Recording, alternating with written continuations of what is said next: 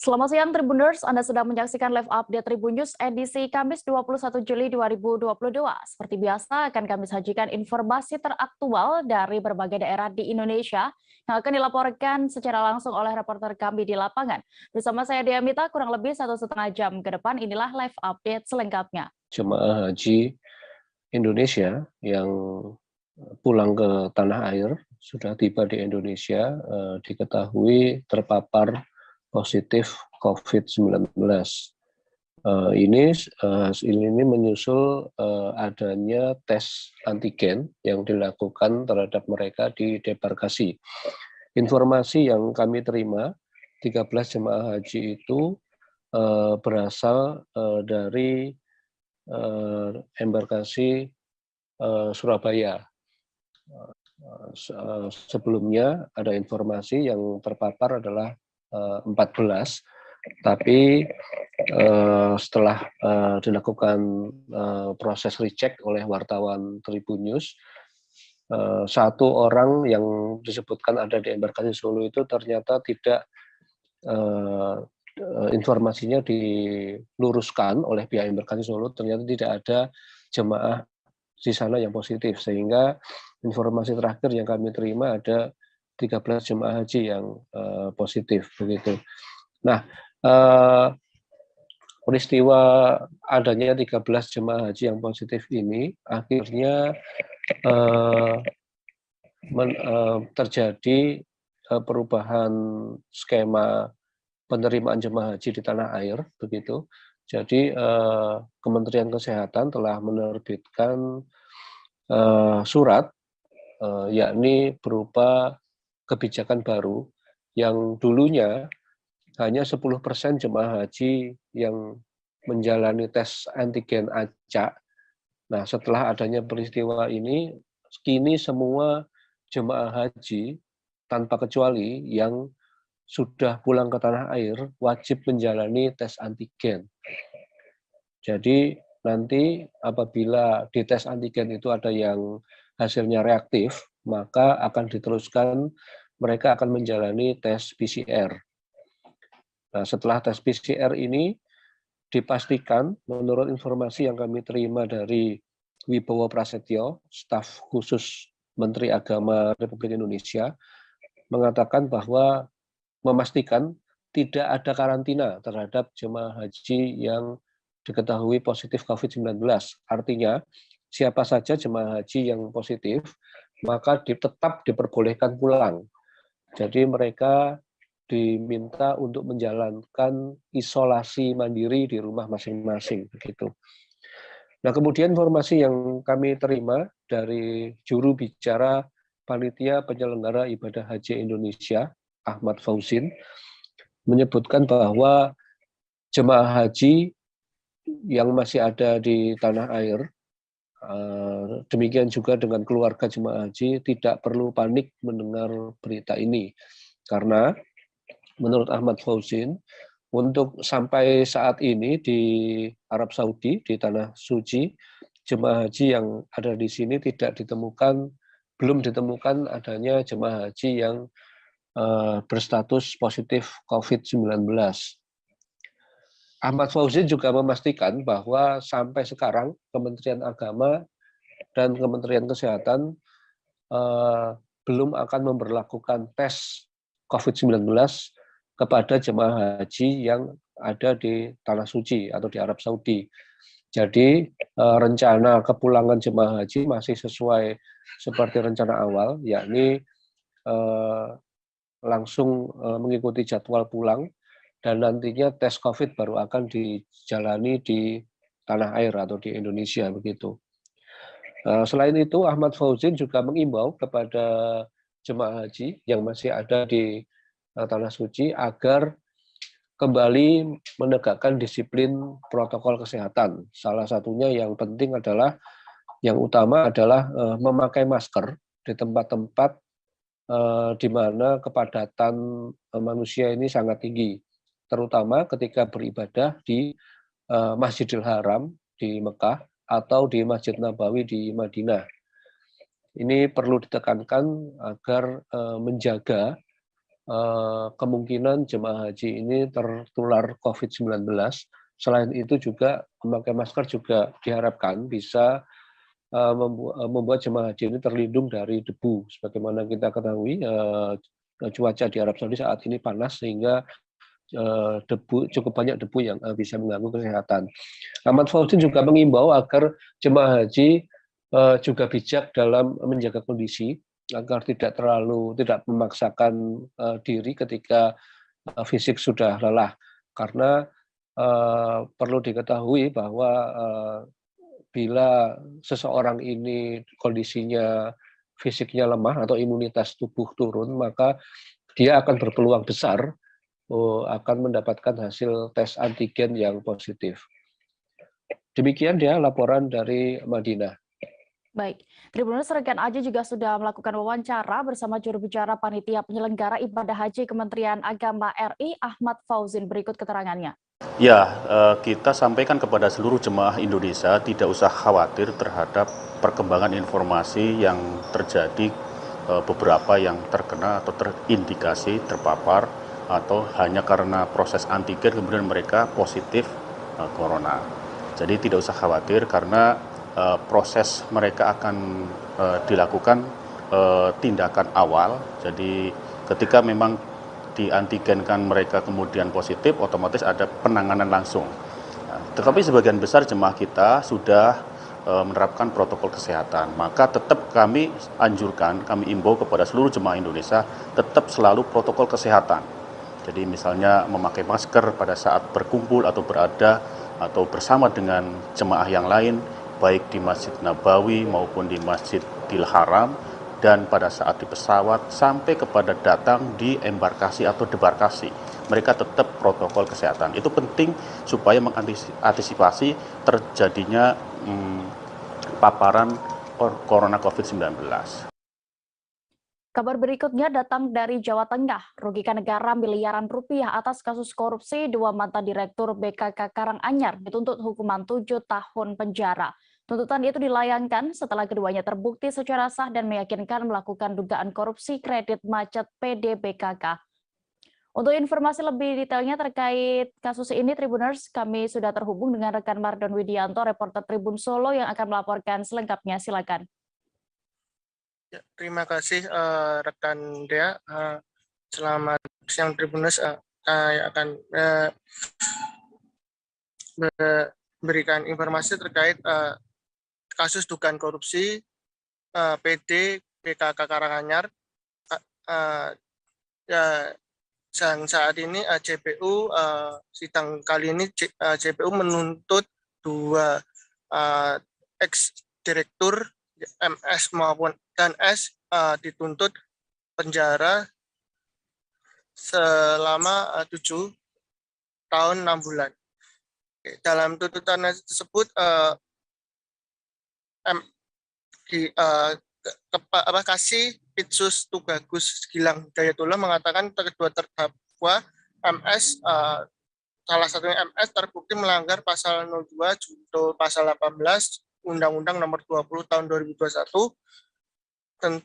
tentang tindak pidana korupsi, dan terdakwa S terbukti melakukan tindak pidana yang diatur dalam Undang-Undang pasal 2 junto pasal 18 Undang-Undang Nomor 20 Tahun 2001 junto pasal 55 ayat 1 ke dalam dalam dakwaan primer. Dan masing-masing Gilang menuturkan dalam sidang tersebut JPU menuntut terdakwa MS dengan denda 50 juta, sedangkan S dengan denda 50 sama-sama 50 juta. Namun untuk MS ada subsidiar 3 kurungan serta membayar uang pengganti 1,1 miliar, dan S sendiri membayar pengganti 790 juta. Baik, terima kasih rekan Mardon Widianto untuk laporan Anda dari Karanganyar. Selamat kembali bertugas. Kita menuju informasi berikutnya. Konglomerat asal Medan, Mujianto, resmi ditahan oleh Kejaksaan Tinggi Sumatera Utara pada Rabu 20 Juli 2022 kemarin. Mujianto ditahan sebagai Direktur PT Agung Cemara Realty atau ACR terkait dugaan korupsi kredit macet di Bank BTN Medan. Untuk informasi lengkapnya kami sudah terhubung dengan rekan Gita, reporter Tribun Medan. Silakan dengan laporan Anda. Ya, selamat siang Dea dan Tribun News. Dapat diinformasikan bahwa Kejaksaan Tinggi Sumatera Utara semalam 20 Juli 2022 baru saja melakukan penahanan terhadap konglomerat asal Medan, yakni tersangka Mujianto terkait dugaan tindak pidana korupsi kredit macet senilai 29,5 miliar di Bank BTN cabang Medan, yang mana tersangka Mujianto tiba di kantor Kejaksaan Tinggi Sumatera Utara pada sore hari.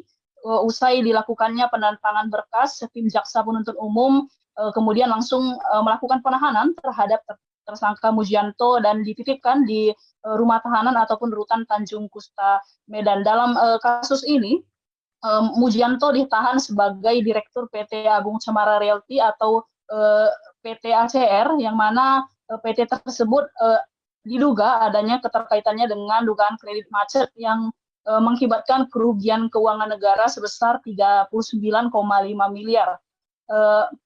Saat diwawancarai Kasih Penkum Kejaksaan Tinggi Sumatera Utara Yos Arnold Tarigan mengatakan bahwa pihaknya telah mengantongi 2 alat bukti sehingga menjadikan Mujianto sebagai tersangka dalam kasus dugaan kredit macet senilai 39, miliar tersebut di Bank BTN.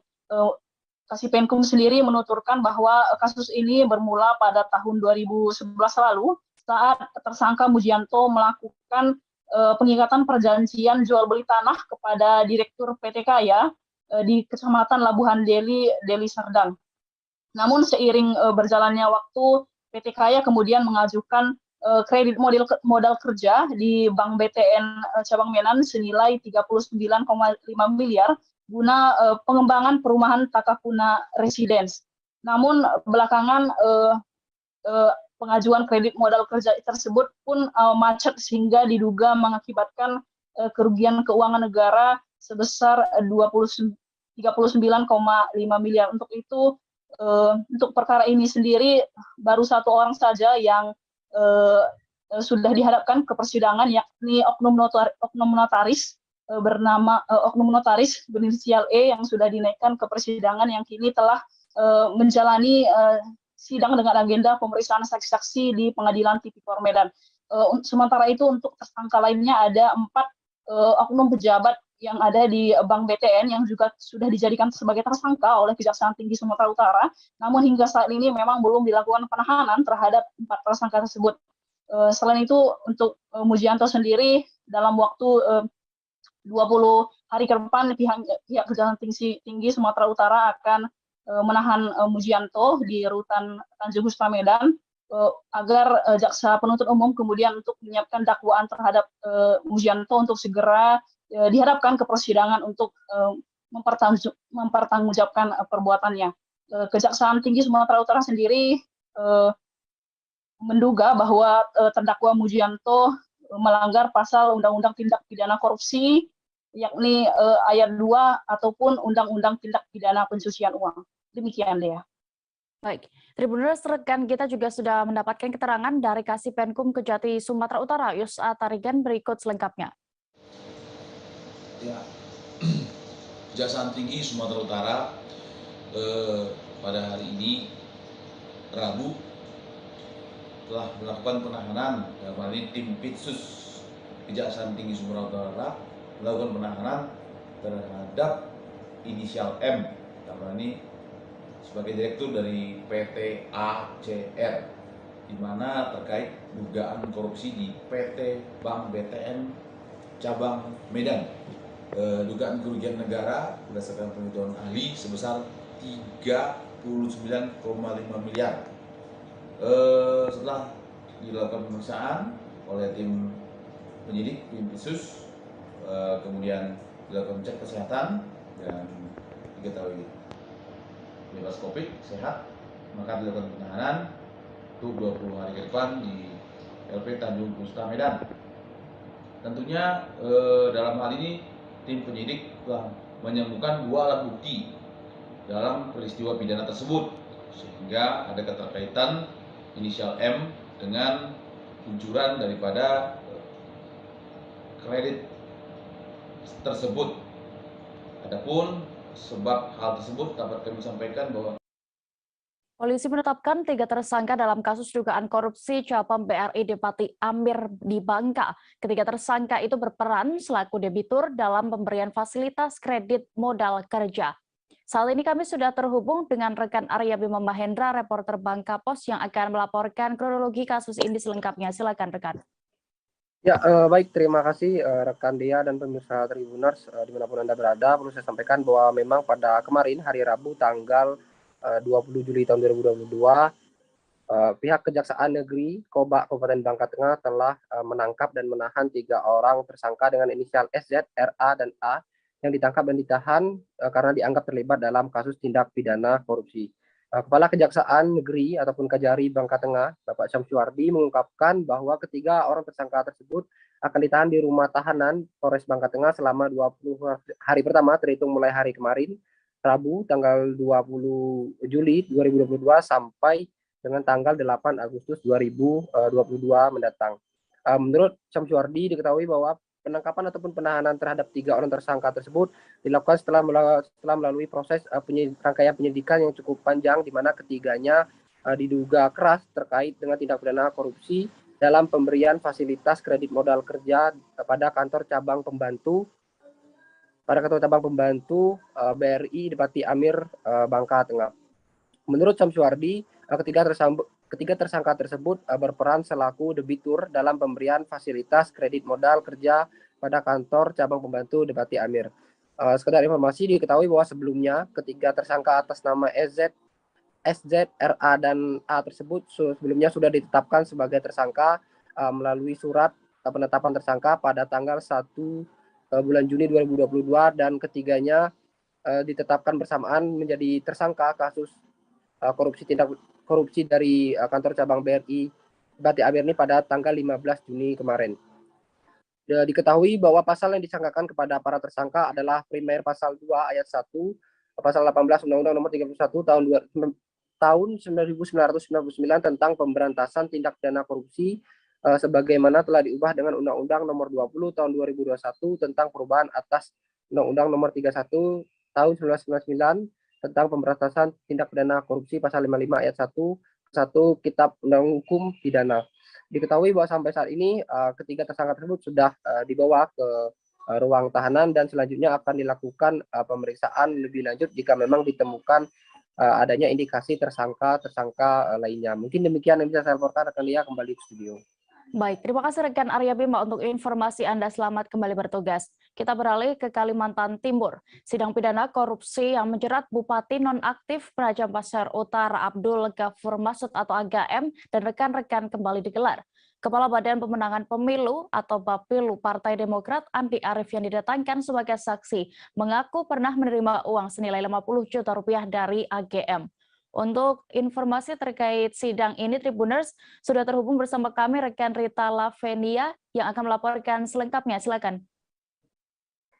Ya, selamat siang Dea dan Tribuners. Ya, terima kasih untuk kesempatannya dan seperti diketahui dalam persidangan ini terkuat fakta bahwa ada 2 petinggi petinggi Demokrat yang hadir dalam persidangan ini, yakni Andi Arief dan juga Jemi. Nah, kesaksian pertama datang dari Ketua Bapilu Partai Demokrat, yakni Andi Arief, yang mengaku tiba-tiba diantarkan uang senilai 50 juta oleh supir pribadi AGM, yakni Rizky pada Maret 2021 lalu.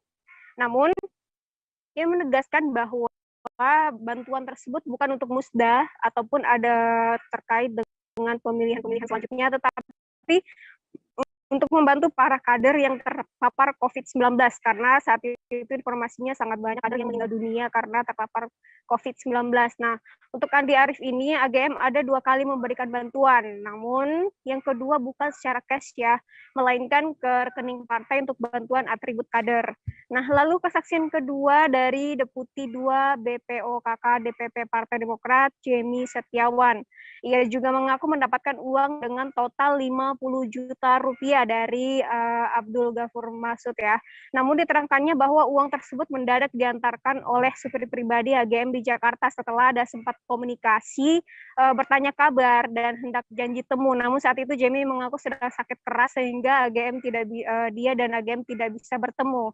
Nah, karena bingung, tiba-tiba keesokan harinya setelah komunikasi malam hari, ia mendapatkan uang dengan total 50 juta yang juga diantarkan oleh supir pribadi AGM di Jakarta, yaitu Rizky tadi ya. Namun sangat mendadak, dia pun bertanya, sempat berkomunikasi dan menelpon AGM untuk apa uang sebanyak itu. Namun AGM hanya mengatakan bahwa itu untuk membantu pemulihan karena Jemi sedang terpapar COVID ya, dan dia mendoakan agar cepat sembuh. Itu aja sih informasi yang kita dapat. Nah, ada saat itu juga kesaksian sebelumnya, yakni dari Andi Arief mendapatkan sorotan dari Jaksa Penuntut Umum KPK. Salah satu JPU KPK, yakni Putra Iskandar, mengatakan terdapat perbedaan kesaksian antara Andi Arief dengan supir pribadi AGM di Jakarta, yakni Rizky Ananda Putra, di mana kan sebelumnya Andi Arief mengaku hanya mendapatkan 50 juta saja.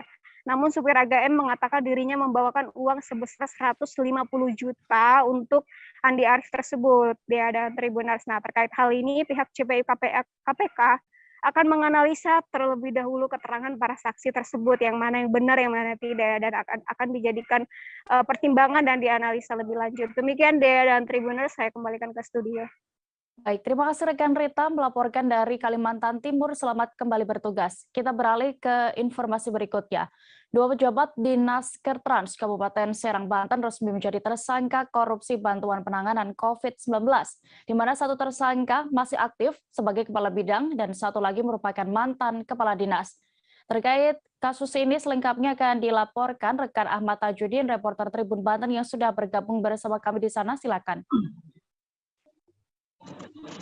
Baik rekan Dea dan Tribuners, perlu diketahui bahwa Kejaksaan Negeri Serang baru saja menetapkan 2 orang sebagai tersangka kasus tindak pidana korupsi bantuan dana COVID-19 di Kabupaten Serang, di mana keduanya yaitu ex-kepala Dinas Disnaker Trans Kabupaten Serang R. Setiawan dan juga Kepala Bidang Pelatihan dan Produktivitas Tenaga Kerja Disnaker Trans Kabupaten Serang Sutarya, di mana keduanya diduga telah terlibat dalam kasus dugaan pidana korupsi bantuan dana tidak terduga atau BTT tahun 2022 untuk penanganan dampak ekonomi akibat wabah COVID-19 pada Dinas Tenaga Kerja dan Transmigrasi Kabupaten Serang.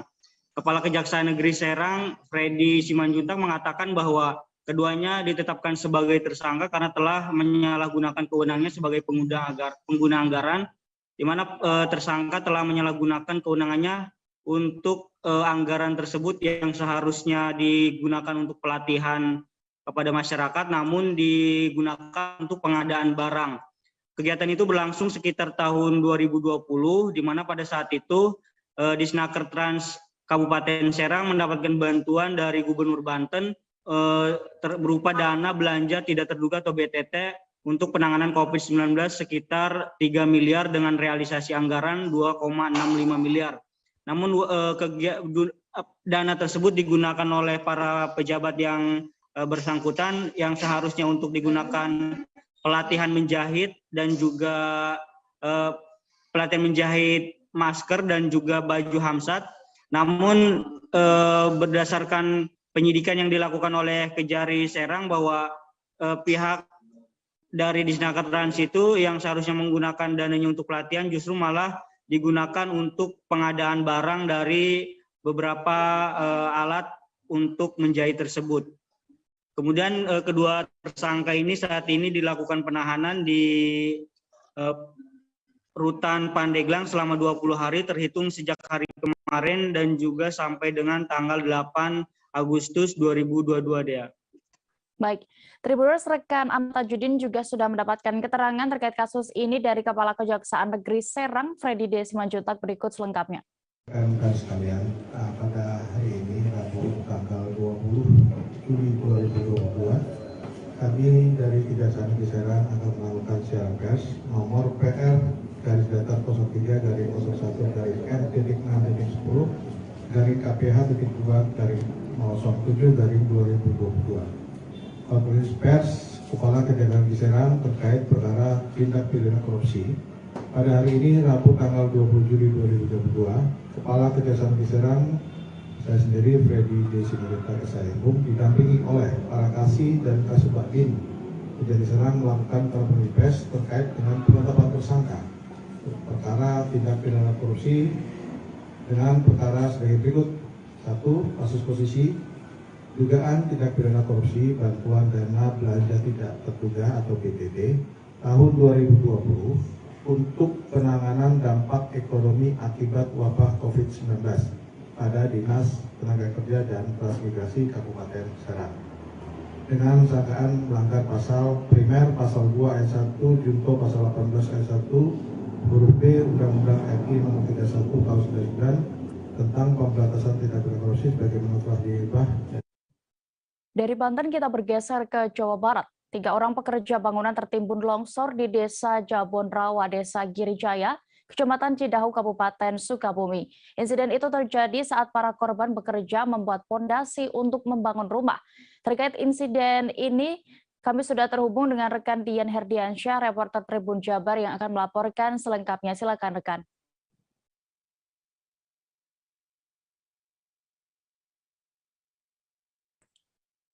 Halo rekan Dian.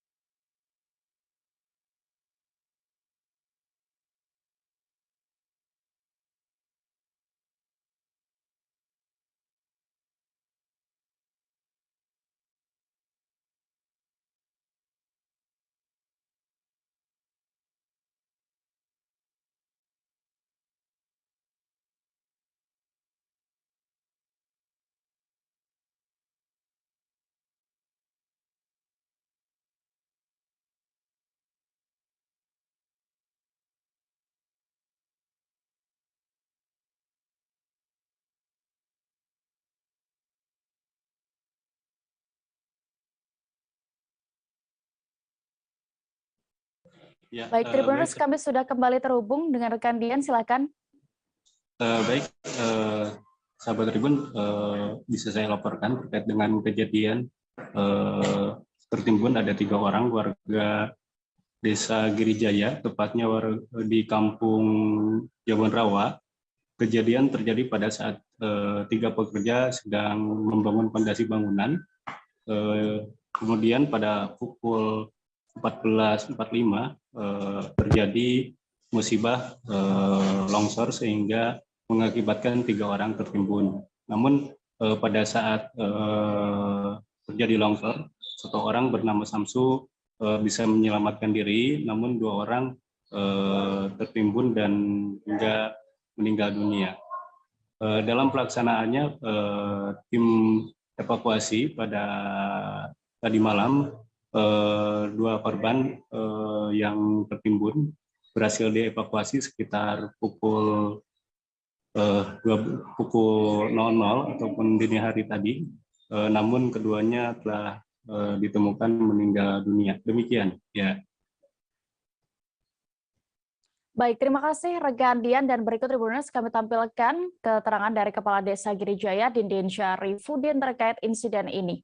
Jelasin Pak terkait adanya warga Bapak yang tertimbun longsor, seperti apa Pak kondisi kejadiannya Pak? Betul, pada hari Rabu ini kejadian kira-kira jam 3. Jam 3 kurang tadi.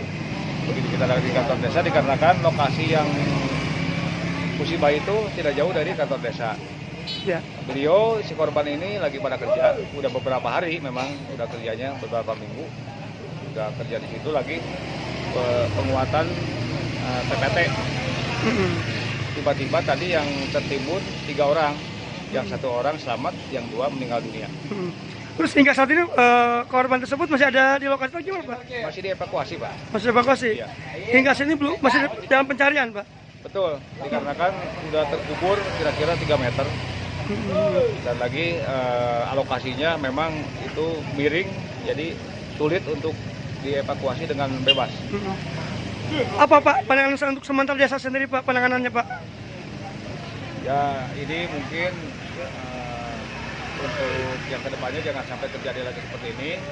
Ya, ini kan musibah, tidak ada yang mau.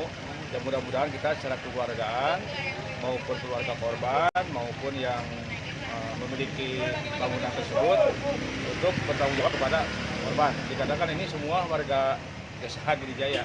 Ya. Jadi bukan tertimbun longsor tanah, Pak, bukan? Tertimbun longsor tanah lagi dalam pengerjaan. Oke, siap. Nama Pak Kades, nama lengkap Pak Kades? Nama saya Dini Saripudin, Kepala Desa Girijaya, Kecamatan Cirau, Kabupaten Sukabumi. Fenomena tanah bergerak di Kelurahan Tande, Kecamatan Banggai Timur, Kabupaten Majene, Sulawesi Barat kian parah dampaknya. Pondasi rumah warga, fasilitas umum hingga akses jalan mengalami keretakan. Kondisi pergerakan tanah ini terus terjadi sehingga membuat warga khawatir. Terkait kondisi terkini di sana, Tribuners, dan penampakannya wilayah tersebut, kami sudah terhubung dengan rekan Masdin, reporter Tribun Sulbar. Silakan dengan laporan Anda.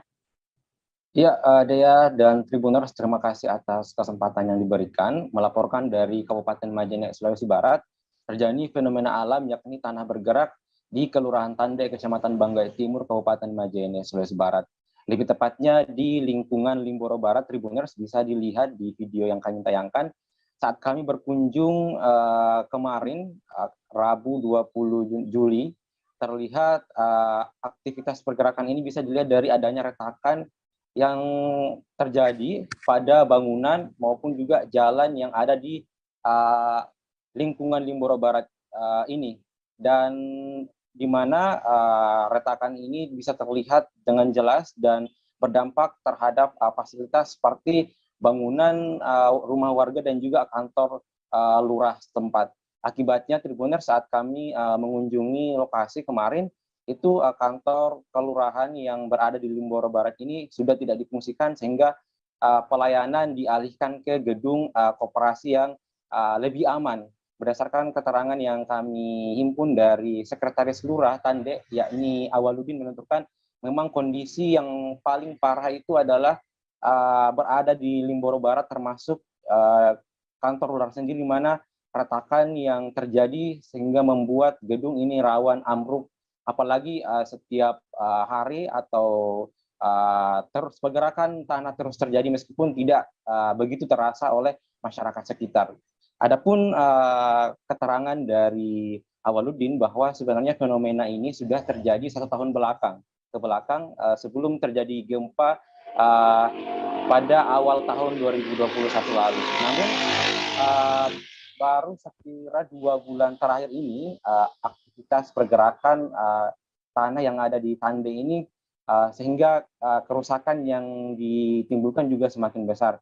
Seperti juga kami mengunjungi salah satu rumah warga atas nama Dinawati, terlihat dari kerusakan yang dialami rumahnya ini pada bagian dapur itu mengalami retak yang cukup dalam dan cukup lebar sehingga membuatnya merasa khawatir, apalagi kondisi rumahnya yang terbuat dari beton yang rawan roboh ketika terus terjadi pergerakan tanah ini.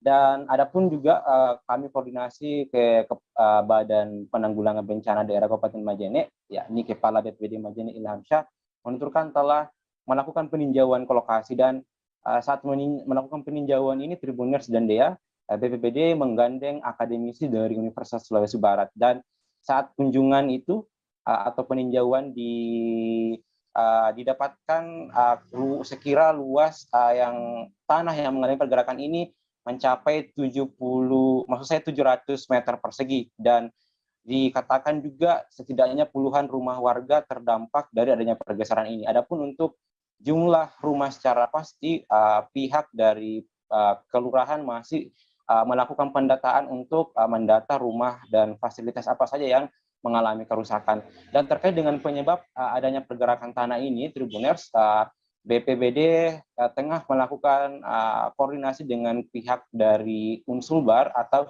akademisi dari Universitas Sulawesi Barat untuk melakukan kajian lebih jauh terkait apa penyebabnya dan seberapa besar dampak yang akan ditimbulkan. Dan dari hasil kajian ini nantinya yang akan direkomendasikan kepada pemerintah untuk mengambil langkah terkait antisipasi dari adanya fenomena tanah bergerak ini. Kembali ke Dea. Baik, Tribuners, rekan Masdin juga sudah melakukan wawancara bersama Kepala BPBD Majene, Ilham Syah. Berikut keterangannya terkait fenomena ini. Ya, setelah kami melakukan peninjauan, BPBD melakukan peninjauan di lokasi di lingkungan Limboro Barat, Kelurahan Tande itu, memang adanya terjadi pergeseran tanah.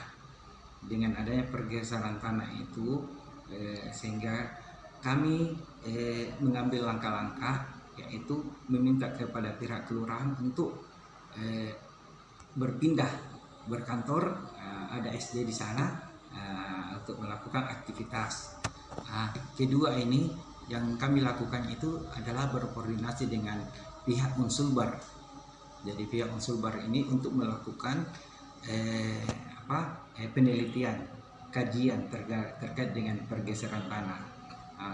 Sehingga kemarin tanggal 19 ini kami sudah bersama-sama dengan Unsulbar untuk meninjau pengamatan terkait dengan adanya rekaan tanah yang ada di lingkungan Limboro Barat. Kalau total rumah yang terdampak ini Pak kira-kira berapa? Total rumah yang terdampak itu diperkirakan ini puluhan rumah yang ada di sekitar, artinya di lingkungan Limboro Barat tersebut. Kalau luas wilayah yang terdampak ini Pak tanah bergerak? Ya, kalau kita melihat kemarin itu memang Kejaksaan Negeri Kabupaten Lahat memusnahkan sejumlah barang bukti dan hasil rampasan. Barang-barang itu merupakan rampasan dari kasus-kasus selama periode Januari hingga Juli 2022 yang telah mempunyai kekuatan hukum tetap atau inkrah. Untuk proses pemusnahan barang bukti kasus-kasus di sana, kami sudah terhubung dengan rekan Edi Amin, reporter Sriwijaya Pos yang akan melaporkan. Silakan.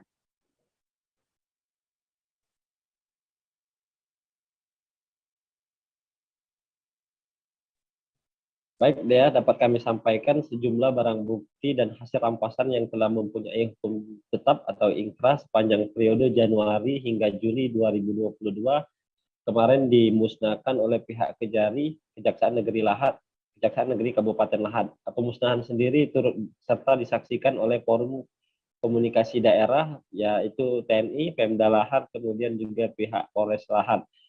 Menurut Kepala Kejaksaan Negeri Lahat melalui PLT Kasih Pengelolaan Barang Bukti dan Barang Rampasan Kejari Lahat menyampaikan pemusnahan barang bukti rampasan sendiri masing-masing seperti metapitamin sebanyak 1043 gram, tablet MDMA sebanyak 1000,234 gram, kemudian ganja 1,173 gram, serta barang bukti lain seperti alat hisap sabu, celana, handphone, dan lainnya.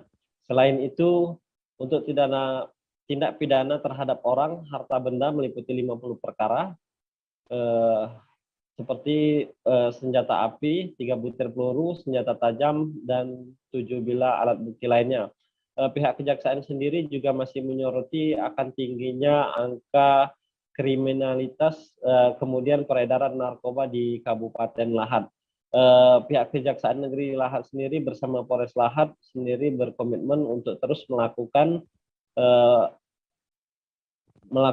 pemusnahan terhadap hasil-hasil kejahatan ini, kemudian akan terus berupaya memerangi peredaran narkoba di Kabupaten Lahat. Hal serupa juga disampaikan oleh Bupati Lahat, Ci Ujang Esa.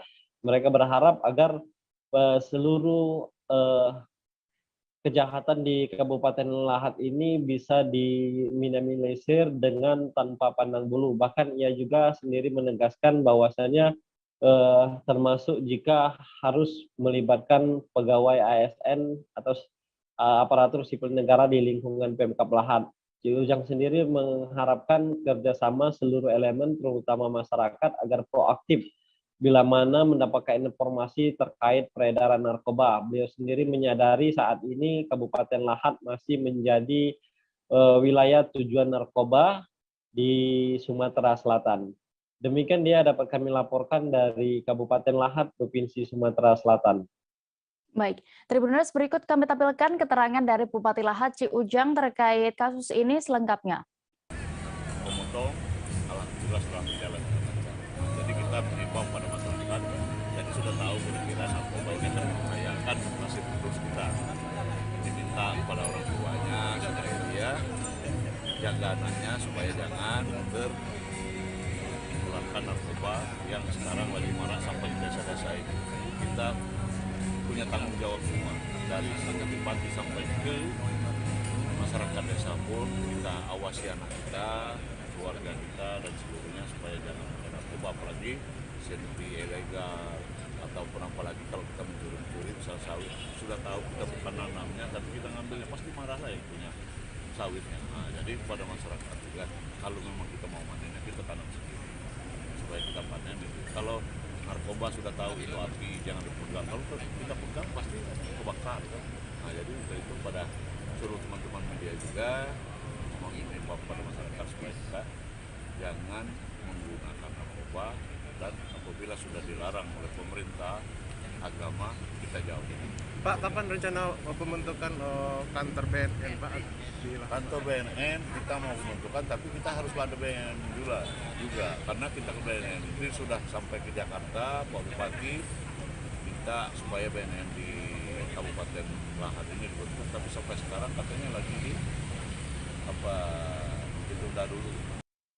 Beralih ke Aceh, pencurian kabel telekomunikasi kembali terjadi di wilayah Gampong Gede Cunda, Kecamatan Muara II, Lok Sumawe. 3 pelaku berhasil diringkus polisi setelah mencuri kabel PT Telkom yang tertanam di bawah trotoar dekat jembatan jalan arah keluar kota Lok Sumawe. Untuk kronologi pencurian ini kami sudah terhubung dengan reporter Serambi News, ada rekan Zaki Mubarak. Silakan dengan laporan Anda. Ya, terima kasih Dea. Ya, selamat siang rekan Tribun News. Dapat kami laporkan bahwa pada Jumat 15 Juli lalu pihak kepolisian dari Polsek Muara II telah menangkap 3 pria yang mencuri kabel milik Telkom ya di kawasan yang tertanam di bawah trotoar jembatan ke arah keluar di Gampong Gede Cunda, Kecamatan Muara II. Saat kita konfirmasi ke pihak kepolisian, Kapolres Sumawe, AKBP Hengki Ismanto melalui Kapolsek Muara II, Ibda Nina, mengatakan penangkapan 3 pelaku pencurian kabel milik Telkom ini terjadi di Gampong Gede Cunda pada Jumat 2002 lalu.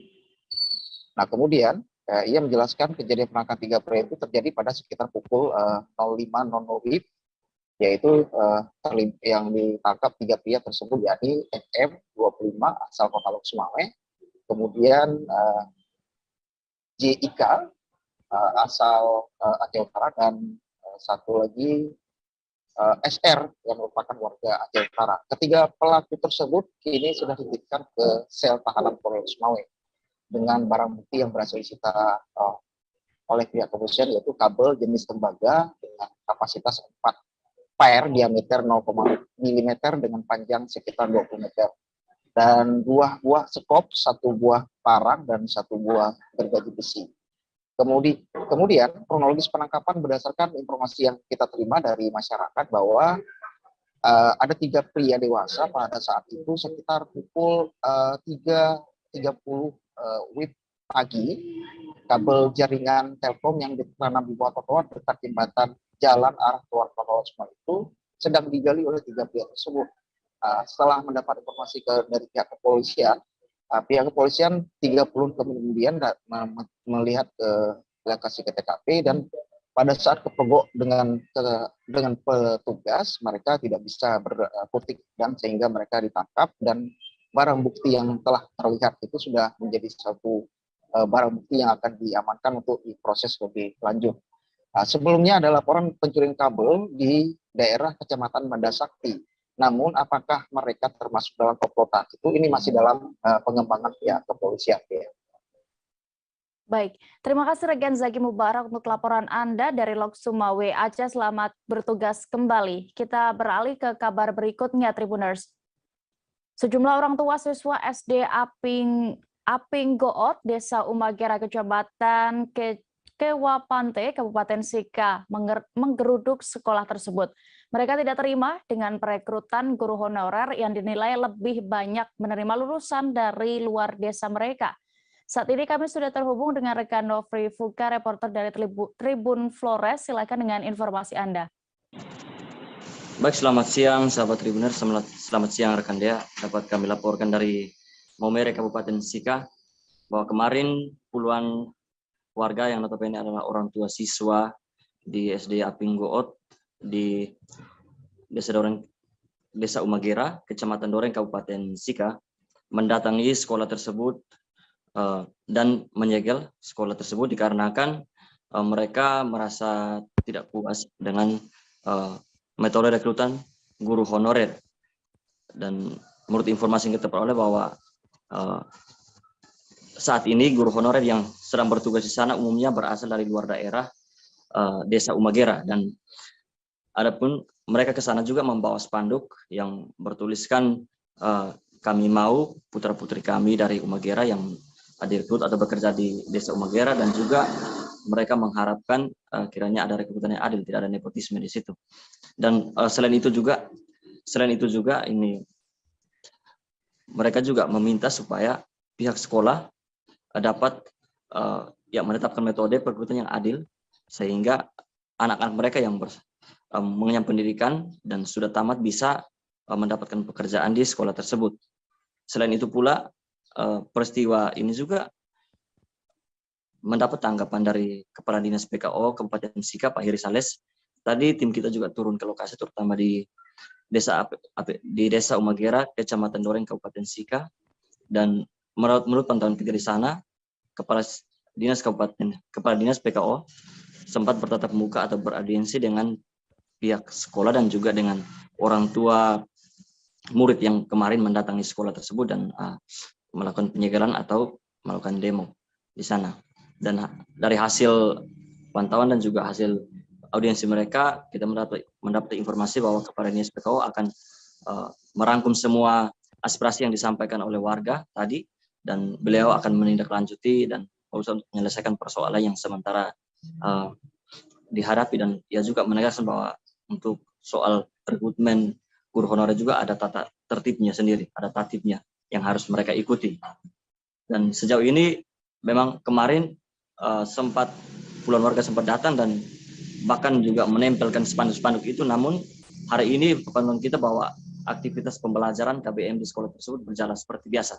Tidak ada kemacetan yang terjadi di sana terkait dengan kejadian yang terjadi kemarin, dan syukur bahwa hari ini pihak Dinas Pemerintahan Kabupaten Sika, dalam hari ini PKO, turun ke lokasi dan juga bersama dengan warga dan pihak sekolah mendiskusikan hal tersebut untuk dilakukan penanganan lanjutan atau mencari solusi terbaik. Demikian informasi yang dapat kami sampaikan. Dan juga tambahan lagi, sahabat Tribuners, bahwa kita juga sempat mewawancarai orang tua murid dan salah satu orang tua murid yang bernama Yohanes Nong Supardi juga menyampaikan keluhannya itu. Dan sebenarnya hampir sama juga, ia meminta supaya pihak sekolah dapat menerapkan sistem perekrutan yang adil dan juga dapat mempekerjakan anak-anak mereka yang berasal dari Desa Umagera untuk dapat bekerja sebagai guru di sekolah tersebut atau di SD Aping Goot. Demikian dapat kami sampaikan dari Maumere, Kabupaten Sika. Baik, Tribuners, berikut keterangan dari sejumlah orang tua siswa yang melakukan aksi kemarin, selengkapnya kami tampilkan.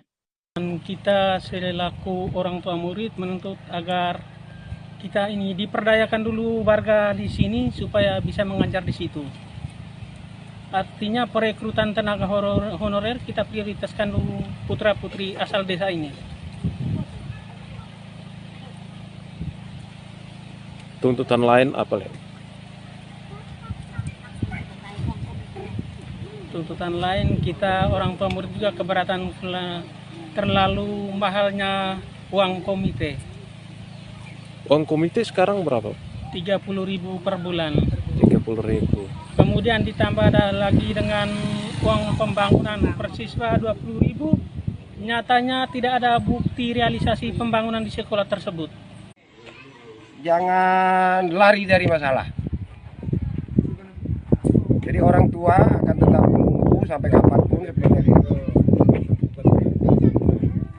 Orang tua tetap menunggu. Kami hal ini bukan masalah suka dan tidak suka, tetapi demi kepentingan kami punya anak-anak, pendidikan kami punya anak-anak di Apinggo Umagera ini. Jadi daripada kita biarkan berlarut-larut, suasana tambah keruh, kalau boleh dibilang aksi hari ini juga kekerasan juga tidak. Saya rasa ini kita datang mungkin ada emosi, tapi emosi yang sudah lama terpendam. Jadi masyarakat punya hak untuk menyampaikan aspirasi. Jalan provinsi di kabupaten yang menghubungkan wilayah pesisir utara Kabupaten Kupang terancam putus. Terpantau hampir seluruh badan jalan, mulai dari Sulamu hingga wilayah Amfoang, amblas ke bawah akibat longsor. Saat ini kami sudah terhubung dengan rekan Rian Tapehen, reporter dari Pos Kupang yang akan melaporkan kondisi di sana. Silakan rekan. Baik, selamat siang rekan Dea. Tribuners dimanapun Anda berada. Dari Kabupaten di Kupang dapat saya laporkan salah satu provinsi di tepatnya di Jalan Sulamu amblas hingga menyisakan 1 meter badan jalan. Jalan tersebut merupakan salah satu jalan utama di Kabupaten Kupang yang menghubungkan Kota Kupang dan Kota Timur. Pantauan wartawan di lapangan, jalan tersebut sebagiannya sudah amblas akibat longsor yang menerjang bagian utara jalan tersebut. Dapat saya laporkan bahwa jalan tersebut sebelumnya sudah rusak pasca badai Seroja, namun pada musim hujan yang lalu semakin parah dan akibatkan longsor sedemikian. Saat ini jalan tersebut bisa satu kendaraan berat yang berpasan bisa salah satu harus benar. Tidak ada tanda-tanda rampas atau tanda bagi pengguna jalan untuk berhati-hati di sana.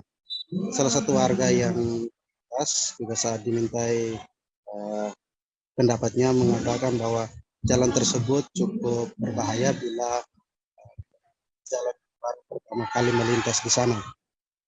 Kepala Dinas Pekerjaan Umum dan Provinsi NTT Maksinen aku yang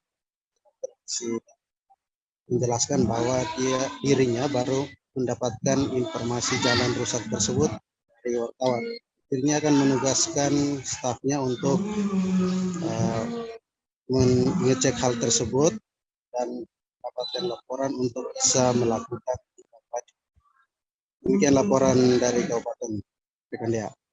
Baik, Tribuners, berikut juga kami tampilkan hasil wawancara rekan kami bersama salah seorang pelintas di Jalan Trans Sulamu yang tengah rusak. Berikut selengkapnya. Mungkin Kakak bisa kasih komentar sedikit soal jalan ini. Kalau jalan ini yang terletak persisnya di Desa Perinti, saya selaku pengguna jalan setiap hari ya merasa agak, ya mau bagaimana, kita agak terganggu sih kalau pagi-pagi kita buru-buru atau setiap hari kita jalan dan tiba-tiba sampai sini kita berpapasan dengan ada mobil, pasti kita setengah mati. Dan ini kalau kita yang sudah setiap hari lewat sini tidak masalah karena kita sudah tanda, tapi itu takutnya yang orang baru lewat sini itu bahaya karena ini sudah terjadi sejak Keluarga Sintong Hutapea yang merupakan satu di antara korban kecelakaan maut di Jalan Transyogi Cibubur baru menyadari ada firasat yang sudah diberikan korban sebelum kejadian. Sintong disebut sempat menginap selama 4 hari di rumah anaknya dan di sana ia sempat memberikan pesan agar bisa ikhlas jika dirinya nanti sudah tiada. Selengkapnya kami akan dilaporkan rekan Miftahul Munir, reporter dari Warta Kota yang sudah bergabung bersama kami. Silakan rekan. Baik, rekan Dea dan Tribuners, bisa saya jelaskan bahwa Sintong Hutapea ini merupakan korban terakhir yang teridentifikasi di Rumah Sakit RS Polri pasca kecelakaan ataupun tabrakan mobil Pertamina di kawasan Transyogi Alternatif Cibubur Jati Sampurna Bekasi, di mana korban ini dimakamkan di TPU Menteng Pulo, Kecamatan Tebet, Jakarta Selatan. Saat mengantar ke peristirahatan terakhir, cukup banyak keluarga yang datang untuk menyaksikan upacara pemakaman di lokasi, dan memang Margaret ini sempat menceritakan sosok ayahnya yang dinilai baik, dan semua orang juga mengakui itu karena memang Sintong ini tidak bisa melihat orang lain susah, bahkan ketika melihat orang lain susah dia akan memberi dengan uangnya yang ada di kantongnya pribadi. Kemudian juga Sintong ini sempat menitip pesan kepada anak dan cucunya ketika nanti dipanggil Yang Maha Kuasa, keluarganya harus mengikhlaskan terutama anak dan cucunya, karena memang Sintong ini hanya memiliki anak bernama Margaret saja karena anak pertamanya lelaki sudah tiada. Dan pada hari terakhir atau pada pertemuan terakhir sekira 3 bulan lalu, Sintong ini sempat meminta untuk dibelikan sepatu dan celana. Dan inilah permintaan terakhir hingga saat ini. Margaret baru ketemu lagi ketika ayahnya sudah tiada di Rumah Sakit RS Polri Kramat Jati. Dari proses pemakaman juga cukup banyak yang datang karena warga ini ingin mengucapkan belasungkawa kepada Margareta dan mengantunkan doa-doa di kuburan secara langsung. Dan pihak Jasa Marga juga, Jasa Raharja juga sudah memberikan santunan kepada keluarga Margareta atau keluarga Sintong Hutapea. Namun untuk pihak Pertamina masih terus berkomunikasi dengan keluarga Sintong Hutapea guna memberikan santunan berupa uang. Demikian rekan Dea. Baik, Tribuners, rekan Miftahul sudah melakukan wawancara bersama Margareta Hutapea, yakni anak dari mendiang Sintong Hutapea. Selengkapnya kami tampilkan. Terakhir bertemu itu, saya ketemu terakhir itu di Lebaran. Papa saya nginep di rumah 4 hari, karena memang udah lama dia mau nginep. Nah itu di situ pas Lebaran. Di Kramat Jati itu? Enggak, terakhir di Lebaran itu Papa nginep di rumah 4 hari. Di mana Bu rumah Ibu? Rumah saya di Pondok Jagung, BSD. Oh, nah itu ada pesan terakhir nggak sih? Ada pesan terakhir dia selama dia menginap 4 hari di rumah. Pertama dia minta dibeliin sepatu, terus dia minta dibeliin celana pendek, dia minta uang jajan sama saya, itu saya kasih semua. Dan selama 4 hari itu selalu dia ngomong, saya mau kembali ke rumah Bapak. Selama 4 hari dia ngomong, saya mau kembali ke rumah Bapak. Jika nanti saya kembali ke rumah Bapak, pesan saya sama kamu Margaret, kamu harus kuat, gitu aja. Dan sempet dia ngomong sama anak saya dielus kepalanya, dia bilang, kalau nanti Opung sudah tidak ada umur, kamu harus kuat dalam iman. Mantan Ketua Cabang Organisasi Masyarakat Islam Pimpinan Habib Rizik Syihab di Sumeneb, yakni Kiai Haji Jurjis Muzamil, mengaku terharu atas bebasnya HRS dari penjara pada Rabu 20 Juli kemarin. Sebagai bentuk rasa syukur, Kiai Haji Jurjis pun akan mengundang Habib Rizik ke Sumeneb, Madura. Dalam rangka apa? Laporan lengkapnya akan dilaporkan oleh rekan Ali Syahbana, reporter dari Tribun Madura. Silakan, rekan.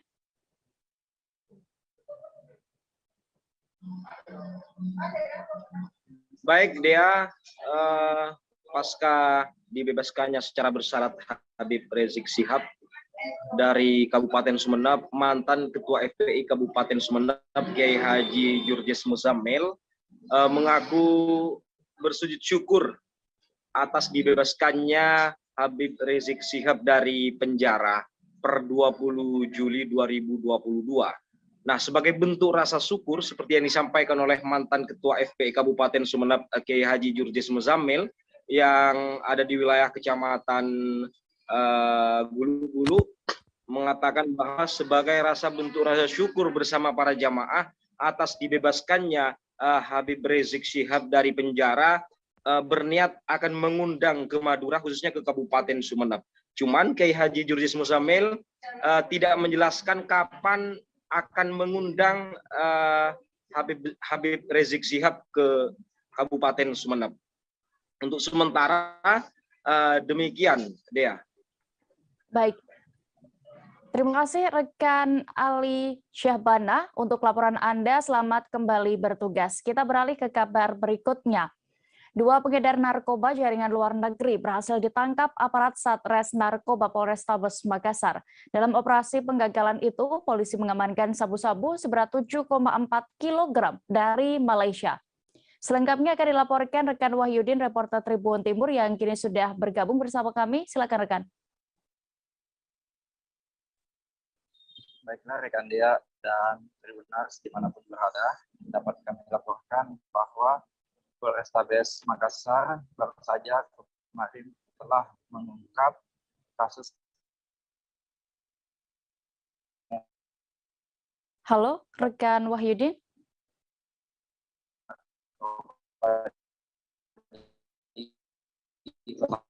Makassar. Nah, ada 2 pelaku yang ditangkap usia 21 tahun.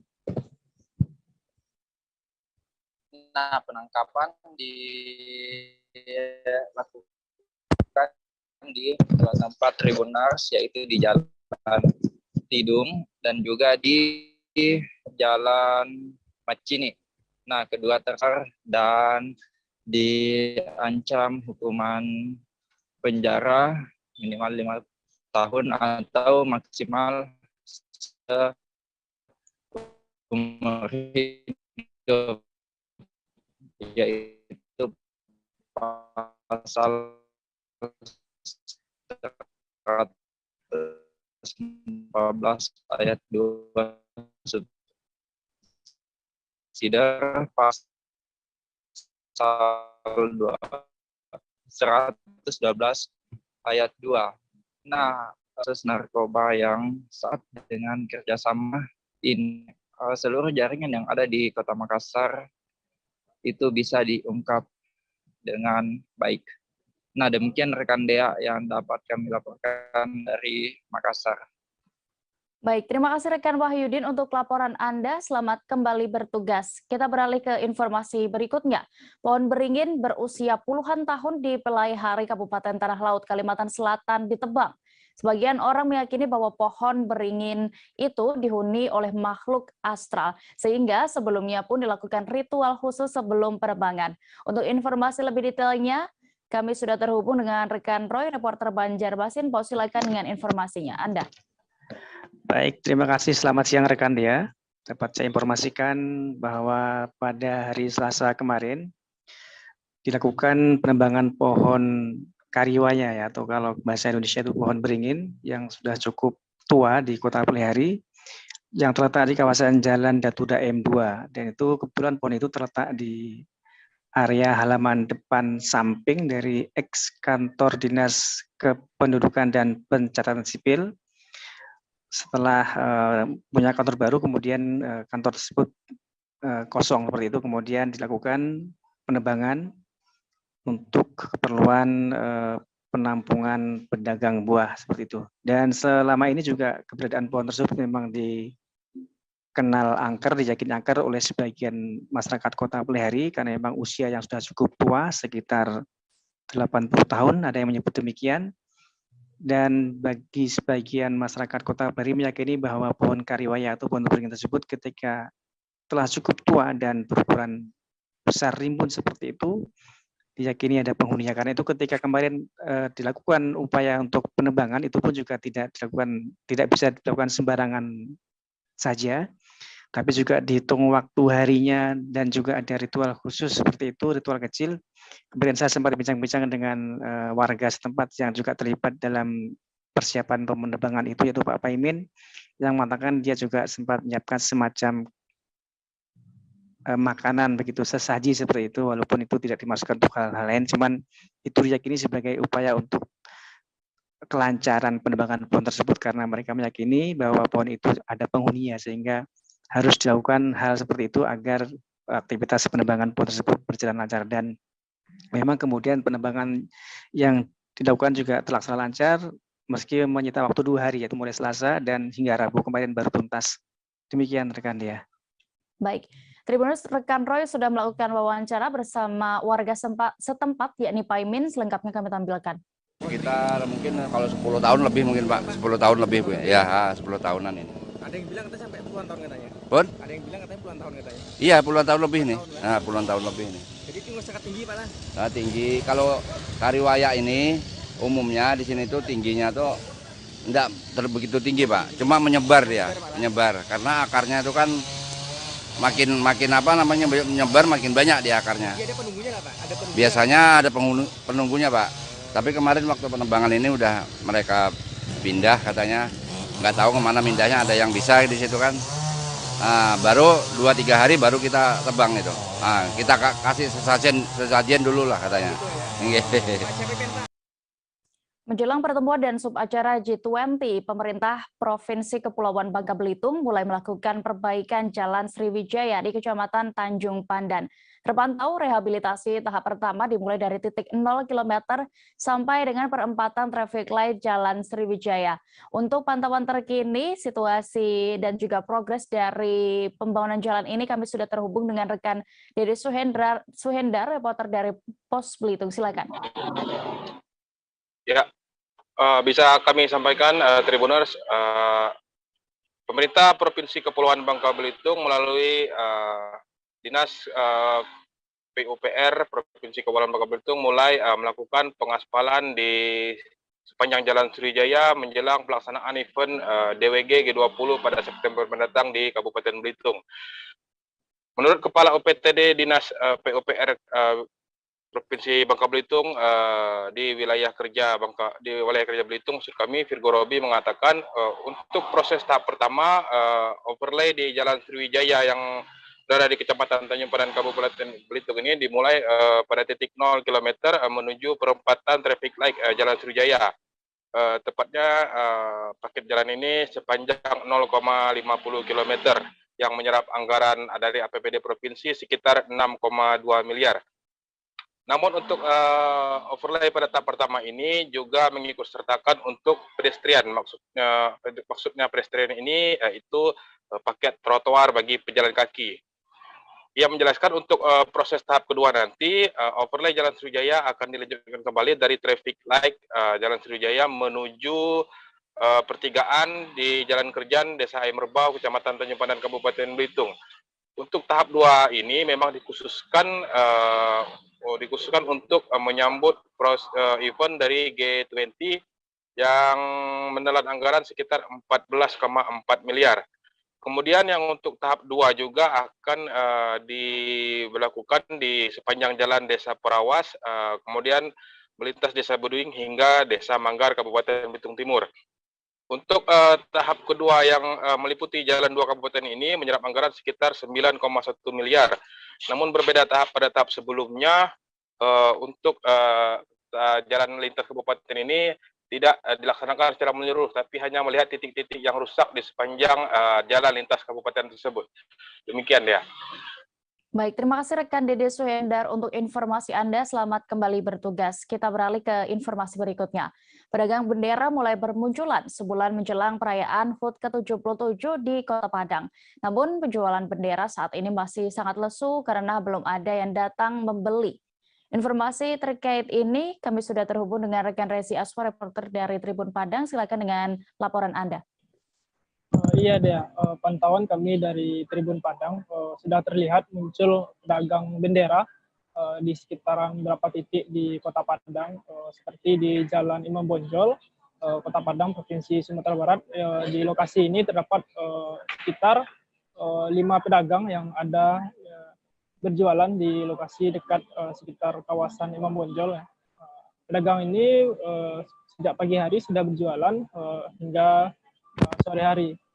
Namun walaupun masih sebulan lagi terkait peringati HUT RI ke-77, namun pedagang sudah berjualan bendera di mana harganya mulai dari 20.000 hingga ratusan ribu rupiah.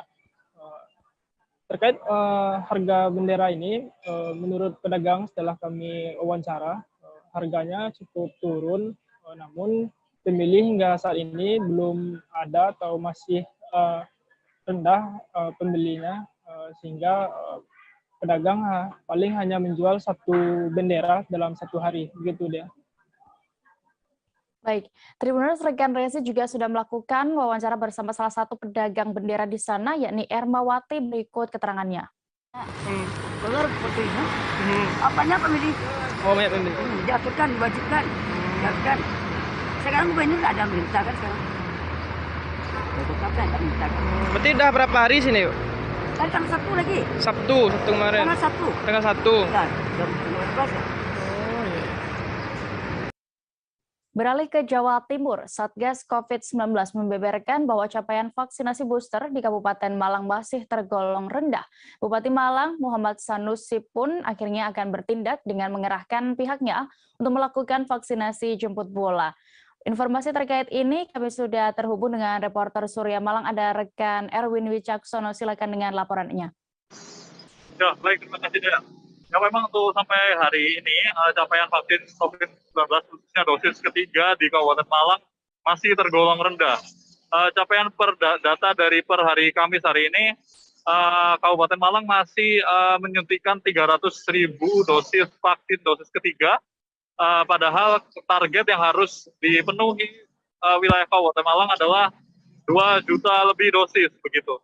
Dan sampai saat ini capaian vaksin dosis ketiga di wilayah Kabupaten Malang tersebut masih tergolong rendah dari target yang ditentukan.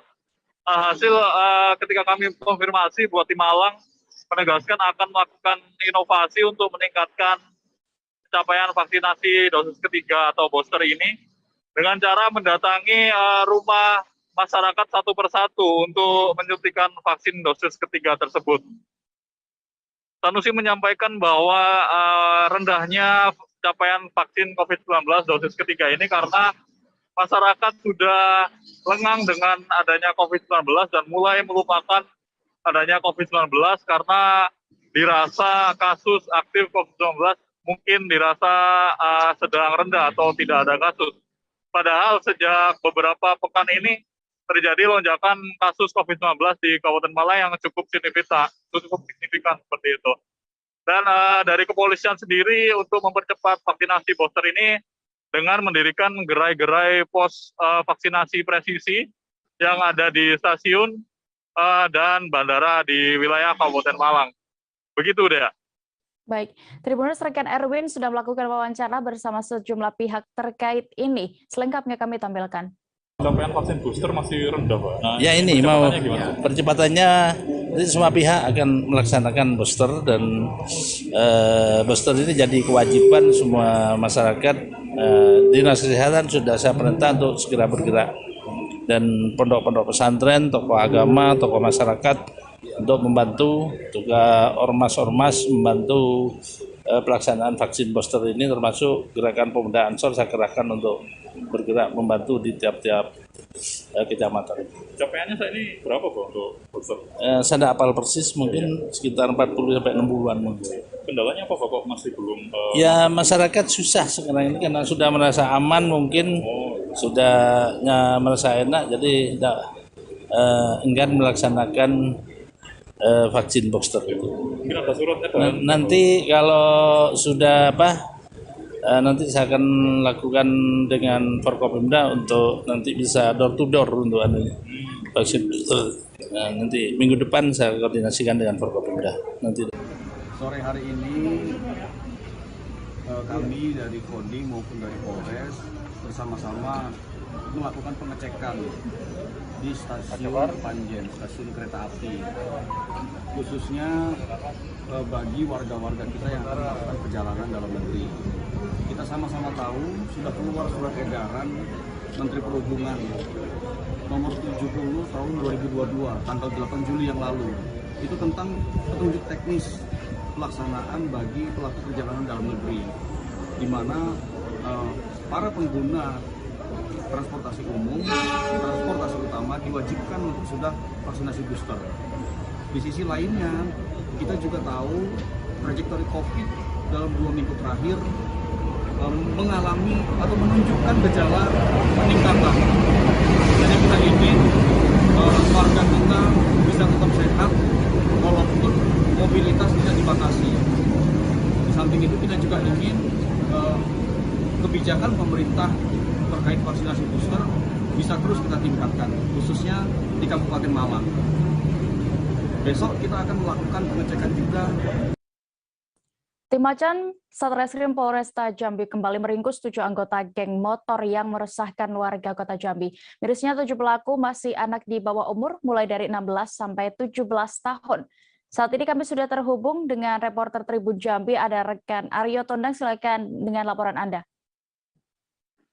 Baik, terima kasih Dea. Kami informasikan memang sejak beberapa hari kemarin tim dari kepolisian khususnya Polresta Jambi melalui Macan Reskrim Polresta Jambi kembali gencar melakukan patroli untuk mengungkap dan menangkap para pelaku geng motor. Di mana tepat kemarin dari Reskrim Polresta Jambi merilis 7 pelaku geng motor yang dimana seperti disebutkan di awal masih di bawah umur. Nah, motif atau modus dari para pelaku ini masih serupa dengan kejadian-kejadian sebelumnya, maksudnya, di mana para pelaku mencari targetnya yang seumuran dan mereka selalu mencari target yang berkendara atau keluar di atas pukul 12 malam. Nah, saat ini tim dari Reskrim juga telah menetapkan 9 orang DPO dalam kelompok ini yang dimana mereka ditangkap terakhir kali karena melakukan 2 aksi serangan, di mana di kawasan Kota Jambi, tepat di depan sebuah tempat hiburan malam serta kawasan perumahan. Dari para pelaku juga ditemukan sejumlah barang bukti senjata tajam, mulai dari pedang hingga parang yang cukup tajam.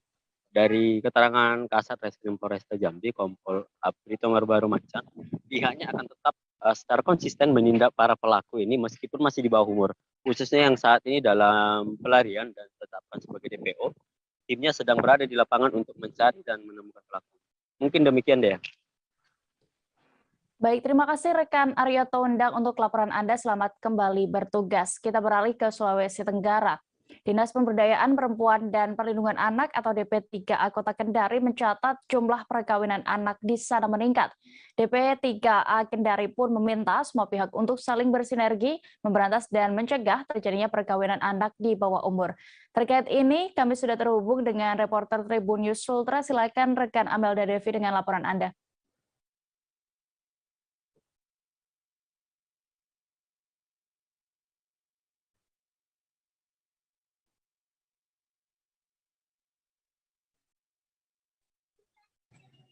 Halo, rekan Amel. Ya, rekan Dea. Baik, silakan dengan laporan Anda, rekan. Oh ya, baik. Terima kasih, rekan Dea. Jadi perlu kami informasikan, memang pemerintah Kota Kendari sedang menargetkan angka perkawinan anak di Kota Kendari, Sulawesi Tenggara ini turun di tahun 2022 sebagaimana permintaan target nasional. Di mana target nasional itu menurunkan angka perkawinan dari 11,2% menjadi 8%.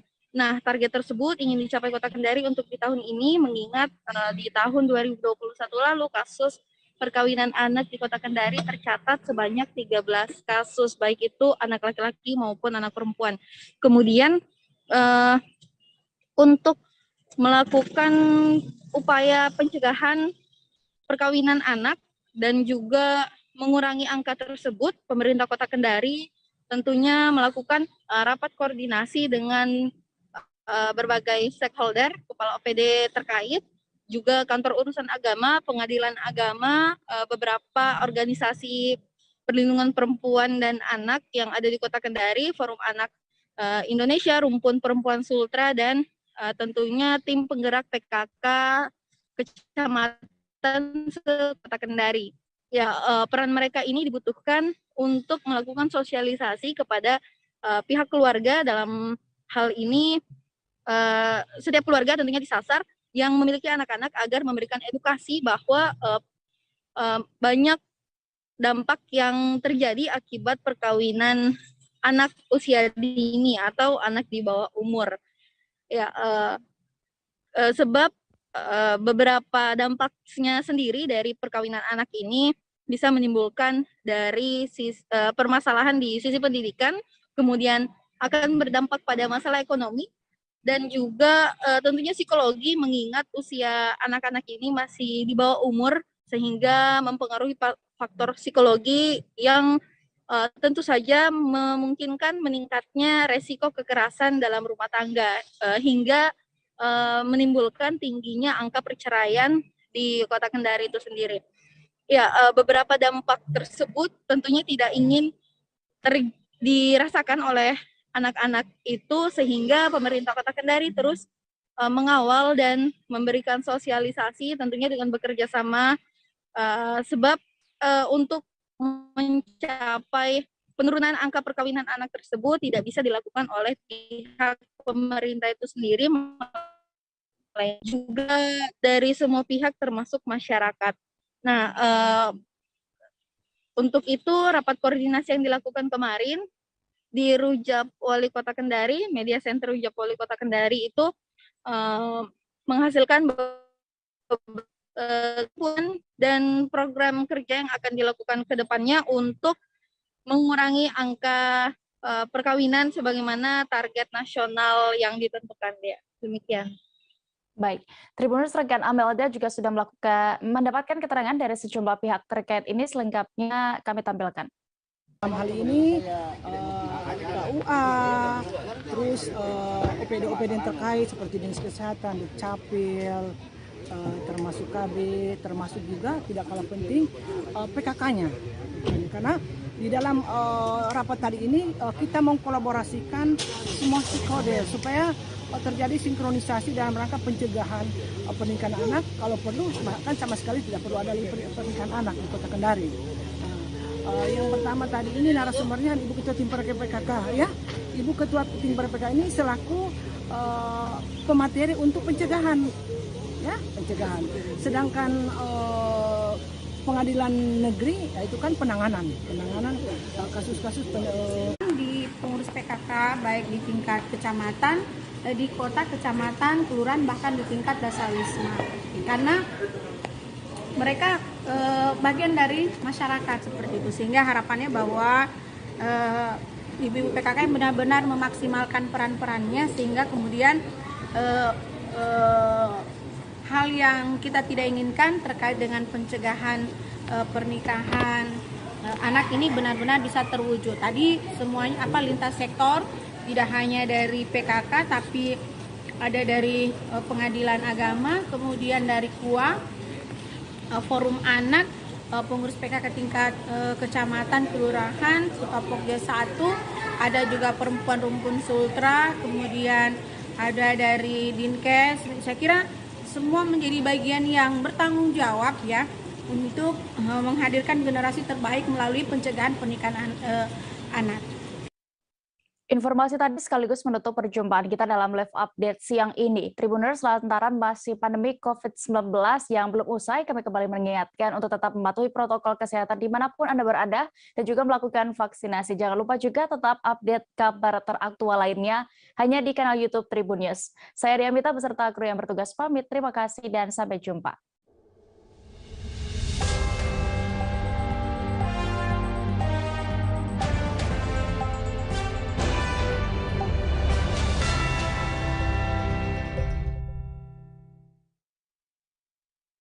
Jangan lupa like, subscribe, dan share ya!